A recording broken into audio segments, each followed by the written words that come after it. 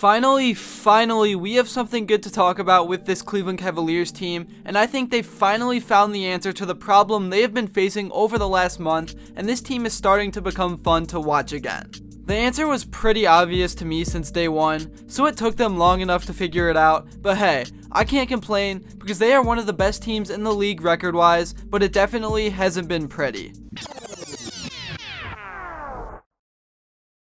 Before I begin, now since we are over halfway through the NBA season, I'm going to be pumping out so much content for you guys, so I would really appreciate all of your support. It only takes 5 seconds to like and subscribe, plus you can always change your mind. I'm now on the road to 10k subscribers, and I know you all can help me get there very fast, and by the way, thank you all for getting me past 8k, it truly means the world, and we are just growing super fast right now. So getting right to the point, the main problems I think this Cavs team have finally figured out is that Evan Mobley is just as good as we thought he was when we actually decide to give him usage in the paint, and also, I think we are better off when Levert is off the floor. Just to get Levert out of the way, because I really don't want to have too much negativity in this video, we need to trade him now. I don't care if we only get 1 second round pick, he has just been terrible, he's extremely inefficient, he dribbles the shot clock out every time he gets the ball, and it just feels like every time the Cavs have a lead, it evaporates as soon as he enters the game. In the last game he played, in a loss against the Heat,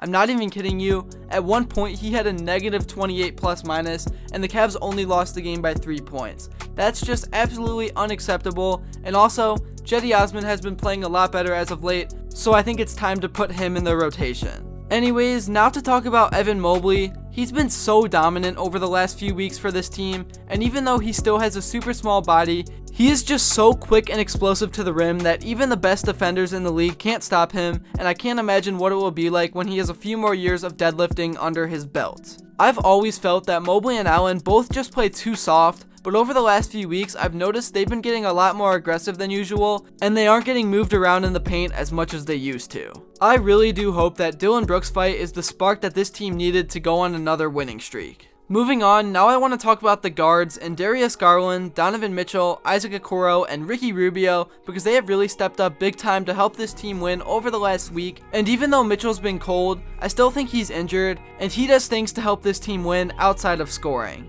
Ricky Rubio has been almost just like last year's Rubio in only a matter of a few games, and he's the guy that can really help the Cavs win a playoff series, assuming that they make it. He just has so much leadership, and he is the calming presence for this team. In the win over the Indiana Pacers, Rubio had double-digit assists in just over 20 minutes of play. That is just incredible, and again, now that Rubio is back to normal, I don't want to see JB give minutes to Levert ever again, or else I'm going to lose my mind. Because again, to not sugarcoat things, Levert is the reason the Cavs have been so mid, especially on the road. Also, same can be said for Kevin Love, but hopefully his poor shooting has just been because of his injury. Anyways, with that being said, I don't want to ramble on too much because I tend to overreact about this team a lot, but over the last 2 games, they have done things I haven't seen them do all season, and now that the whole team is healthy, they are starting to figure things out. Let me know in the comments below what you guys thought about the last 2 Cavs wins, and also if you agree or disagree with any of my takes, because ultimately,